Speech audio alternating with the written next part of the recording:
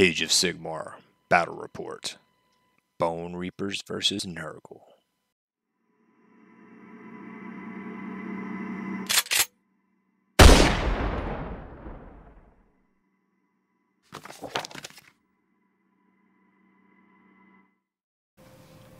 Howdy y'all, JTJ here with RollToWound.com. Today is the channel's first ever battle report, and we're going to have OBR taking on Maggotkin of Nurgle. But before we get to that, I have a favor to ask of the community out there. Can you please, in the comments, either on this video, on the website, or on social media, let us know what you like or didn't like. This video has been formatted to be pretty streamlined. We've removed all the movement and most of all the rolling. And if you want to see more of anything, let us know. We are 100% at the channel willing to change things to make a better product for the people. So just let us know what you like. If you want to see the pile-in, if you want to see the movement phase, if you want to see rolling during the hero phase, or just rolling during combat, please leave a comment and tell us how we can format this video better for you. Without further ado, let's get into the lists. Hey, I'm Ben, and I'm playing a Maggotkin of Nurgle with an emphasis on the demons. We're doing the Munificent Wanderers host, which is out of the Wrath of Everchosen book. We're going to give that a whirl and see how it goes. Alright, this is my Maggotkin of Nurgle with an emphasis on the demons of Nurgle. And my general is the Great Unclean One. He has the command trait from the allegiance that I chose, which is the Munificent Wanderers from the Wrath of the Everchosen book. And his command trait will be the one from that host, which is called One Last Gift. He will be carrying the Plague Flail and the Massive Bile Sword. So that umbrella is the Bile Sword, and he has a Plague Flail with a balloon on top right there. I'm also bringing Horticulus Slimex over here. He'll be leading around a trio of 3 Beasts of Nurgle. Those are the old Plague Toad models, but I'm proxying these for Beasts of Nurgle. And then I have back on the left a sorcerer with a lore Blades of Putrefaction, and then a Spoilpox Scrivener is what I'm proxying for the leader on the right. And then I have a Poxbringer in the middle there, Herald of Nurgle. He has an artifact you have to take with the Munificent Wanderers. He has the Muck Talon, which gives him +1 to wound versus enemy heroes. Not great, but you have to take it. And then he has a lore of Virulence, Glorious Afflictions. And then down I have 2 units of 30 Plague Bearers, nothing special. And then to round up my 3 battle line, I have 5 Chaos Warriors, Mark of Nurgle, with hand weapon and shield. Brings me to a grand total of 1970 points, and there we go. I'm JTJ. I'm going to be running OBR Stalliarch Lords today. The list has a lot of cavalry, and it's made to be super fast and aggressive in your face. That being said, let's get into the lists. Alright, today we have the Stoliak Lords list. Pretty simple list. I have Bone-Tied Nexus, obviously, and for the leaders you have Harkin, and he's got all the spells. This here would be the liege with the ruins under him will be the general, and obviously he has Twisted Challenge. And the mount, this is another liege Cavalos. 10-man unit of guard, the carrion for the Endless Bell, 3 units of 10 Death Riders. Basically, this list is designed just to be fast and very flexible.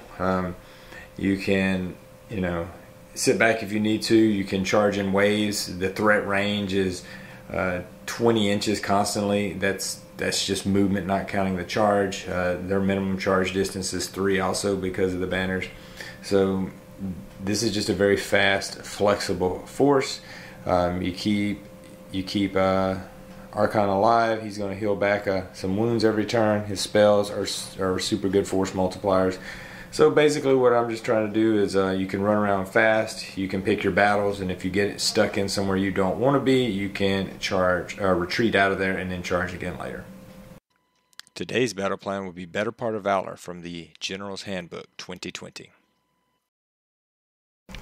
Alright, so we got the table set up, and we're playing Better Part of Valour. You have 6 objectives, pretty even table, a lot of open terrain. Alright guys, the Stoliak Lords are deployed. I have one Death Rider unit here with the Liege right in the center. We got Arcan, a 10-man, and a 10-man Mortek Guard. And over here is another 10-man and the Liege. The General is all the way over there. So it's a pretty linear line. You know, we're pretty evenly spread. This army works pretty good with independent pods of units. So that's what we got. What do you got over here? Alright, I have 30-man blocks of Plague Bearers on 2 of my objectives. This battle plan requires our battle line units to hold objectives, so I don't have too many. So I have one battle line unit of 30 here. I have another battle line unit on the other objective in front of the Great Unclean One. My third battle line is this little 5-man wandering squad of warriors, just as a speed bumper. Maybe I can do some kind of sneaky capture an objective late in the game. Have some heroes, my Poxbringer back here, Horticulus and his beast in the middle. Then I have my Rotbringer Sorcerer and his Spoilpox Scrivener I'm proxying for over here supporting that unit. And the general idea is to hold down these 2 objectives for the whole game, as I'll score decent points for doing that, and then maybe sneaking out to capture a third one if I can late in the game. But I still have enough to cover all 3 objectives and hold them, so there we go. And you have a Triumph? Yes, the Triumph is indomitable, so once per game I can declare to use it, and I will re-roll armor saves or save rolls. And also, I have deployed first. I had 7 drops. I'm going to give the turn to you. All right, let's begin. All right, your hero phase is over. What happened? Alright, I spent my single command point on the big guy to do the Grandfather's Joy under this Plague Bearers unit, which gives them +1 attack on their melee weapons. And then I cast with my Rotbringer Sorcerer, Blades of Putrefaction onto the same unit, which hit rolls of 6+ are a mortal wound. Hoping those will combo nice together if I get into combat. I attempted to cast Mystic Shield from my Poxbringer onto my Warriors of Chaos, but it did not go off. And that was it. And Arcan was out of range from denying that one, and I tried to deny the first one, and I failed the roll. I rolled a 6, you rolled an 8. And just to let everyone know, I do have 10 Relentless Discipline points. Now we're going into movement. Okay. Give me a signal or something. Go ahead. Alright, from my movement phase, I just shuffled forward this unit a little bit to give me a little bit of a buffer, so he's not as close to the objective when he crashes into me this next turn. I shoveled my warriors a little up and the beasts. I kept this unit basically stable just because I have a feeling I'm going to have 2-prong attacks coming at me and I don't want to expose myself too much, so they just stayed put where they are. And that's it for movement. Shooting, I have no shooting. I actually do have a shooting attack with the big boy, I believe, but he's a real short range, so there's no target. And no charges, so my turn is over. Turn 1. Alright, going to OBR. Turn 1. And he cast Arcane Command, and it gave me 2 more Relentless Discipline points. OBR hero phase is over. We're going into movement. He also cast Empower Nighterite Weapons on the unit of 10 Death Riders next to him, and he cast Protection of Nagash on himself. I lost the footage. Yay, first video. On to movement. Alright, this unit over here just shuffled up a little bit. They're going to hold that point. We had the Liege Cavalos. He's just coming over to split the difference sort of between the 2 units. The Death Riders are the Mortek Guard that's over here. The Mortek Guard shuffled up and get that. The big movement happens sort of over here. This unit, they sort of pushed to the side a little bit to allow the Liege to get up. He moved his full movement. Arcan moved his full movement. This unit of 10 Death Riders that were on the center, this one over here, I ran them and they only got a 1, but I also had used Unstoppable Advance on them. So in total they got an extra 4 inches to their movement, give them a total of 16. That's how they got over here so far. And remember, since I'm Stalliarch Lords, they're going to be able to charge even with that run. So that's what I'm trying to set up, is a big charge phase. Oh, just a quick note, there is no shooting in my army, so we're going right into charges. All right, I rolled a 9 for my Death Riders over here. They needed a 7, and I also got an extra 1 because of the banners. So we are in we made combat, and they're going to get to use their Death Rider Wedge ability, and I'm going to roll 10 dice. Be right back. All right, Death Rider Wedge did 1 whole mortal wound going through. I rolled 5, and he disgustingly resilient.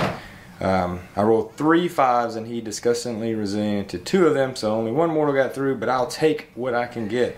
We're moving into combat. This is going to be the only one. I'm swinging first. All right.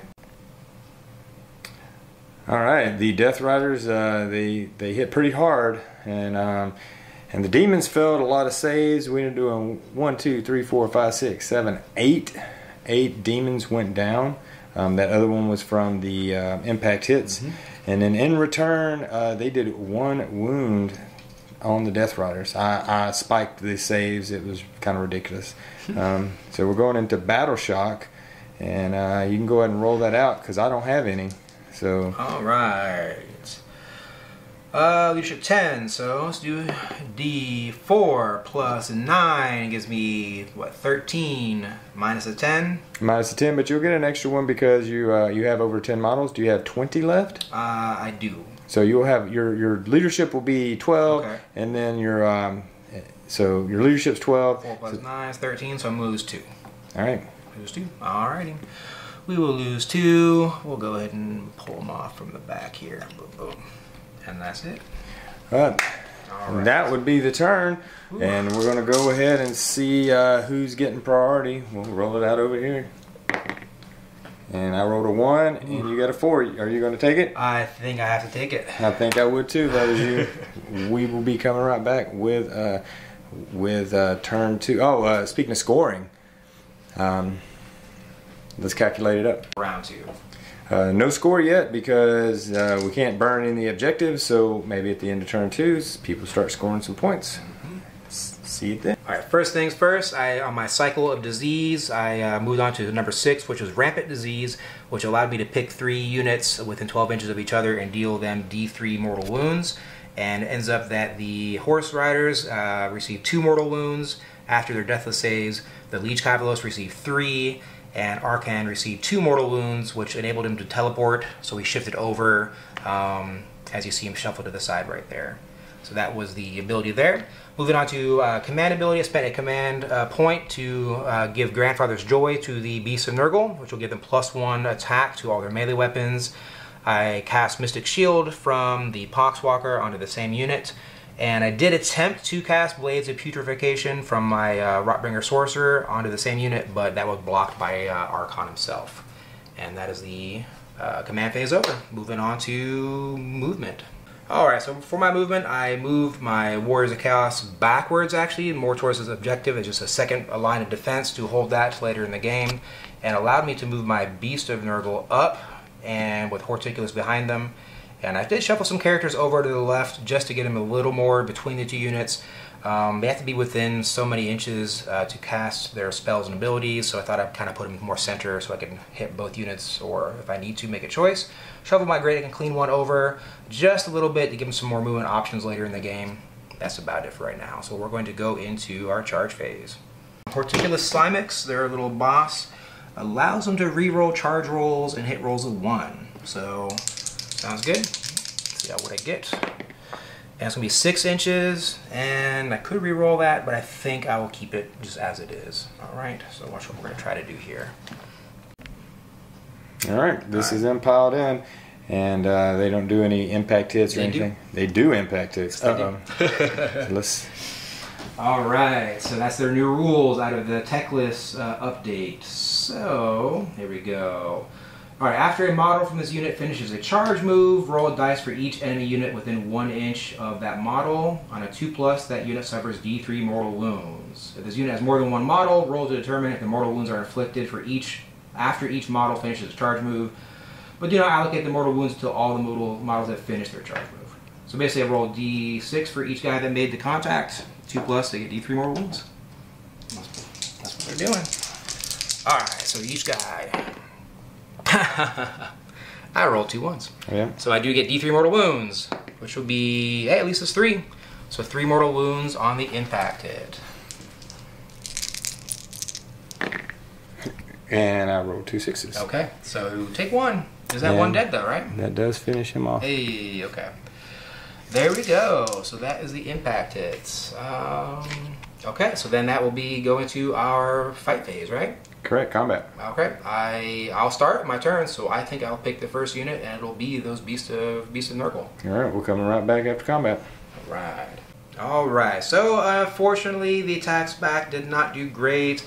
We didn't cover the Beast of Nurgle yet. So yeah, they ran in there, had a bunch of attacks, were buffed a little bit, and I think I ended up doing a total of what, maybe 2 or 3 wounds. Yeah, it was a mix between rolling sort of below average with those guys, and then when it came to my saves, it was ridiculous. I just rolled 5s and 6s. Rolling too, and then the death saves also kicked in a couple times. So there you go. He attacked back and destroyed between the horses and the hooves and the battle swords. 11 plague bears died. Again, just bad rolls, not the best. My dice are good dice. I use them all the time, but they're not averaging out so far in this battle. And so that's basically, I attacked back with I think 3, just whiffed and everything. This unit's about to fold. So. Yep, and now I don't have Battle Shock, and you've only got really Battle Shock with the 1 unit, so... Yep, I'm going to roll it. Yep. Shooting for a 1. I still have my banner. Yep. So let's roll for it. Oh, I saw 1 pop. Nope. Okay, so they are 10. So basically we got 11 plus 3 is 14. So I'm going to lose 4 more. All right? That's how it works, right? You're at 10, and there was 11 killed. So you're already at 1 plus 3. Yep, you're losing 4 more. 4 more. Oof. Okay, so we're going to go with 1. We're just going to go off the front line. They're not coming back. 1, 2, 3, and 4. 4 of them. Okay. And just to let you know why he pulled from the front on this mission, you got to maintain control of the objective. It isn't like in most missions where once you sort of control it, you can leave it. On this one, he has to keep those plague bears on top of it, or he will lose it. So that's pretty much it for the turn. He has control of both of his objectives for 2 turns, and it is turn 2, so he could burn those. Do you want to burn anything? Let me have a think. Alright, I decided to burn this objective because we looked at the rules, and if I move off of it at all, I lose control, and that basically resets the clock for victory point purposes for that objective. So I basically have to burn it or attempt to keep it another round. I'm not going to keep it next round after this counter charge, so I'm going to go ahead and burn this objective right now. So I have held it for 2 turns, my first turn, and at the end of this turn, I will score 2 victory points. Alright, we're going on to OBR. Turn 2. Alright, for my hero phase, the Bone-Tied Nexus tried to put a -1 to cast on the Great Unclean One. Of course, I rolled a 1, so that didn't go off. However, Arcan also healed up himself. He healed the Liege over here, and he brought 1 model back to the unit of Death Riders. And that was all the wounds. Basically, I only have 1 Death Rider dead at this point. He cast 3 spells. The first thing he did was he cast Empower Netherite weapons on the unit of Death Riders up here. He put out the Soul Screamer Carrion, and then he tried to curse the years, the Plague Bearers off the table, and I probably should have picked a different target because of where I placed the bird, but it's alright. I lost 2 Plague Bearers. There's only 1 left alive. And we're going to go into movement right now. Alright, movement phase. We brought up the Liege Cavalos just a little bit. And we swung everything around over here. Getting in position. We're going to try to do some pretty big multi-charges going on here. And let's get charged and moved in. And then we'll come back and see what it looks like. Alright, so charge rolls. I rolled a pretty good charge for the Death Riders. They sort of wrapped and wedged their way all the way through everything. And they ended up doing 5 mortal wounds to the Poxbringer. And he's gone. The Liege Cavalos, he charged the last Plague Bearer. And he managed to get 1 impact hit and kill him. So there we're sitting. We're going to go to combat. And I will activate the Death Riders first. Alright, we had the big melee over here, the Death Riders. They came in and they did about 6 wounds to the Beast of Nurgle. They killed 4 Chaos Warriors. 3 Chaos, I call them Chaos Warriors. They're yeah, Chaos Warriors. Okay, Chaos Warriors. I was going to say they're Black Kings. They're not Black Kings. Nope.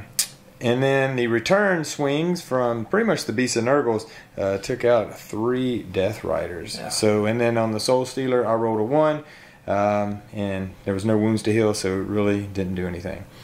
It is the end of my turn, and I'm not going to burn any objectives. You have Battle Shock on those Chaos Warriors. All right. Leadership of 7. I got rid of the banner. Here we go. 2 plus the 3 is 5. They're good. Yep. So now is the big time. I'm not going to burn anything. I already know. We'll see who wins priority. I got a 6. All right. Now I got a 5. So you going to take it? I got to go. All right. We're coming back with turn 3, round 3. Nurgle. Go ahead. All right. Command phase. So I did get off some pretty good buffs this time from my great General Great and Clean one. I did spend my command point to give the Beast of Nurgle Grandfather's Joy, which is +1 on all their melee attacks. I was also able to get off on them from the Rotbringer Sorcerer Blaze of Putrefaction, which will give them mortal wounds on a 6s to hit, and I think it's 6s to hit. Yep. And I was able to get off from also the Great and Clean one, Favored Poxes onto the Cavalry unit, which gives them a -1 to their hit, wound, and save rolls until the character that cast it dies, moves, or casts another spell. So pretty good round of buffs and debuffs for me, and we're about to move into the movement phase. Alright, movement, I just did some shuffling. I retreated the Warriors of Chaos to get them out of the way. Maybe have them support later on. I was able to retreat from the Beast of Nurgle away from, what are these guys called again? Death Riders. The Death Riders, which by the way, I actually need to do some mortal wounds to you. We'll do that in a moment. They have everything when they retreat, they leave a slime trail. Okay. So we'll do that. Retreated and actually shifted them over because they can kind of jump over models when they retreat now. And then I move Horticulus up kind of around, didn't run him, I just kind of moved him up there so he's free to charge next turn to keep them within a 7-inch radius of this unit to give them a little bit of a buff in the combat phase. And I moved my characters kind of around this way, but I opted to not move the Plague Bearers because if you do charge in this direction, I want to give some room for my big boy to come in and do some damage on a later turn. So that's movement phase done. We're going to move into charge phase. Want to go over that? Alright, your charge phase is complete. What'd you do? Alright, so basically I just moved in the Beast of Nurgle, surrounding Archon, and I ran in and I did their Pestilent Battering Ram ability, which just does mortal wounds on a 2+, and ended up dishing up 5 mortal wounds to Archon, and that's it. I was debating about charging Horticulus in to get some reinforcements, but I would end up pulling in the Liege and the probably the Death Riders. And probably Horticulus would win, but he would probably survive, but he'd be down on wounds, and I kind of just want to keep him around a little more. So we just had that one charge. They did their work. So we'll go on to the fight phase. All right, 2 units swinging. I think Arcane might be going down this turn. Let's see. Alright, so they did the work because between their Grandfather's Joy giving them a bonus attack for each melee weapon, and then the Blades of Putrefaction giving them mortal wounds on hit rolls of 6, and then Horticulus rerolling the 1s, they killed Archon with just the mortal wounds before anything else really went through. So there you go, I'm pretty proud of that. Yep, and that put me behind the 8 ball. Here we go. That's my turn, right? So that's going to be on you. Yep, no Battle Shock. He's not burning his last point. It will be OBR turn 3 coming up. Alright, I really don't have a hero phase anymore. I'm going to movement, and what's going to happen is this unit over here, they're going to move in position to charge and kill these beasts. I'm also going to try to move these guys in position where I maintain control of the point, but they can still get a charge and maybe do a wound or 2 over here. Alright, let me get everybody moved in, and we're just actually going to go to charges. We'll move them, and then I'll roll charges and show you what it all looks like. I think it's pretty easy, pretty standard. Well, not the best charge, but not the worst. Everybody made it in. This unit over here barely made it in. They had rolled a 3, but they get their +1. And far as out of all of these impact hits that I rolled, he saved a bunch. I ended up getting 2 through, and there was a bunch that needed disgustingly resilient. So we're going to line this up and start the combat phase. We'll come back when we're done. Well, a little bit underwhelming for the OBR. They sort of charged in there. They did a total of, 5-6 wounds, killed one model, put a couple wounds on another one.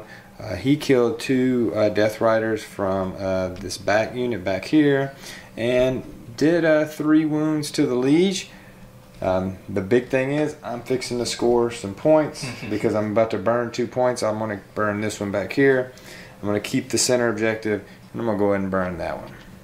Then we're going to go ahead and we'll go ahead and do the roll-off right now to see who gets what. I'm already burning. So, you got it this time. Yep, I got it this time, and we're going to take it. Alright, so I don't have a hero phase, and so we're going to... I did manage to put a negative to cast on the Great Unclean one from the Bone-Tied Nexus, and like I said, I burnt the points from last turn.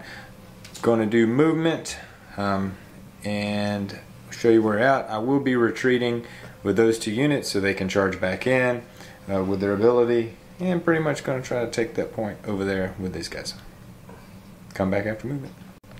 So for movement, the Liege over here, he just stayed put. Command ability to rally back with these 2 units. They're just pulled off. They're going to end up charging in. I forgot to move the Soul Screamer. We moved that. It's up here. Liege over here ran. And then that unit of Death Riders, they made it all the way across the board. They ran. And pretty much are taking that point. So we're going to go to charges, do some impact hits, and then we'll see what it looks like then. Alright, charges. Ended up putting several wounds from impact hits, but one of the beasts is still alive with 1 mortal wound left. So we're going to start swinging and see what happens. Alright, so the combat's over here, and miraculously I killed him to the wound with all of those attacks. He did a couple wounds back to the Liege, but it came out pretty good. Only did about 2 extra wounds to the Liege. The Soul Stealer is going to activate because there was a model of this phase that died, and it rolls a 2, so whoever Soul Link to heals, which is no one because Soul Link's gone. And one thing I couldn't figure out, guys, if the guy that cast the Endless Spell dies, which he did, does the Soul Link spell still stay on the board? So tell me in the comments. I think it does, but I could be wrong. That is the end of my turn. I'm not really going to burn a point, and we'll go to Nurgle. Turn 4, right? Turn 4. Alright, so at this point, this is the bottom of turn 3. 4. Turn 4. I'm just going to call it right here. I decided to really do nothing on my turn other than to spend my turn and burn my last point to get 4 victory points, giving me a total of 6 for the total game. Just because there wasn't anything really interesting to do. You have to stay on that point to keep it, and anything that would be interesting would be moving off the point, but it wouldn't change the flow of battle. So I think we're just going to call it right there, and that was fun. So here's a couple after action report questions. So this game was an interesting matchup. We played it before, and I think the last game it was a little bit closer than this, just points wise and game wise. What would you have done different at setup or startup or turn 1 than you did now? The only thing I thought I could possibly do I had this kind of floating 5-man unit of Chaos Warriors. I kind of kept them clustered in the middle of my army as more of a speed bump or like a fail-safe. I could have deployed them all the way to the edge and put them on this unit here, or that point. The reason I didn't, because I didn't think it would change the game dramatically, because yes, they'd be earning points as long as they held on to it, and I probably could have scored a couple bonus points by holding it for a few turns and burning it. But I knew they were opposite a table of a 10-man group of cavalry. They wouldn't last against it.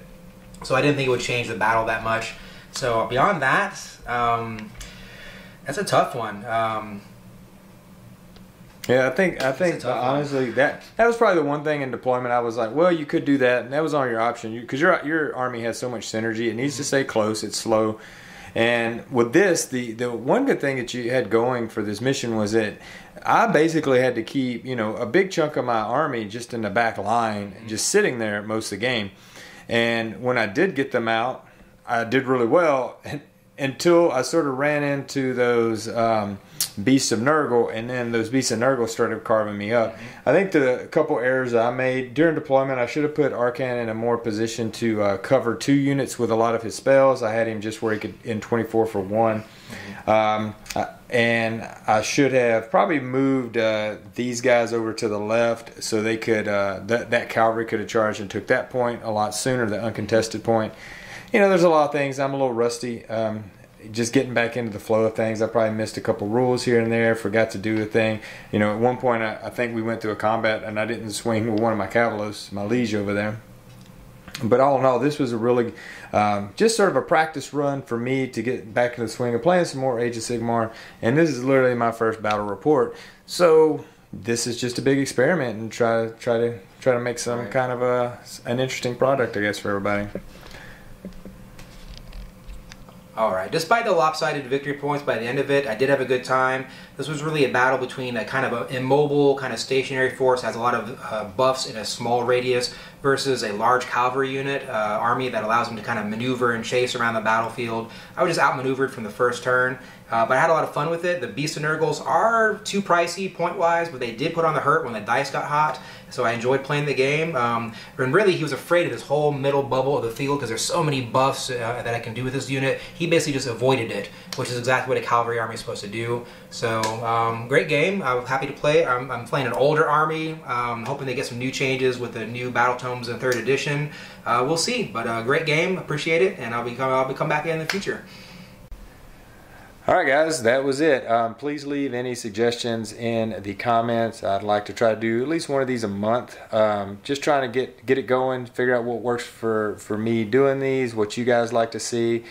Just get back in the groove with it. Made a lot of mistakes, a lot of errors, just sort of in filming and in the rules-wise, tactics-wise. You know, this is probably not the best game I've ever played, but it was a super fun game. I do enjoy playing this army. It's a beautifully painted army. And, you know, it was a lot of fun, and it was, I learned a lot from doing this. So thanks for watching, and y'all be good.